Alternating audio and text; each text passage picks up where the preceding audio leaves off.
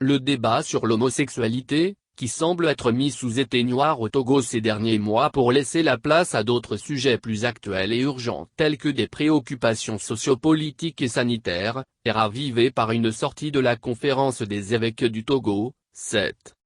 À l'issue d'une session extraordinaire sur la vie et du ministère des prêtres tenue à Lomé les 21 et 22 juillet 2020, la CET a félicité les autorités du pays sur leur position vis-à-vis des pressions extérieures et a invité la population à préserver la valeur humaine contre l'assaut des politiques qui mettent en péril les familles. Ces invites sonnent comme la crucifixion d'une pratique qui peine à être acceptée dans le pays.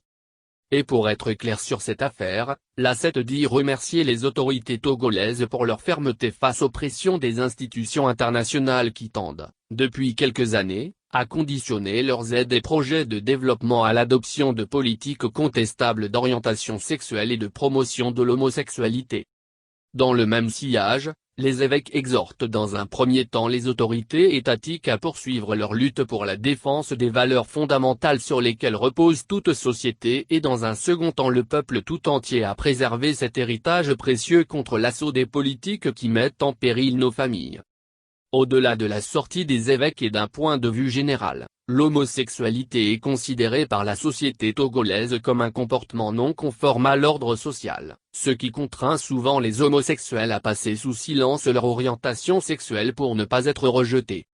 Soulignons que le nouveau code pénal togolais de 2015 condamne à une peine d'emprisonnement et à une amende tout acte impudique ou contre nature commis avec un individu de son sexe. Par rapport à l'ancien code pénal, il renforce les peines applicables. Il n'existe par ailleurs aucune loi qui protège ou défend les droits des homosexuels au Togo.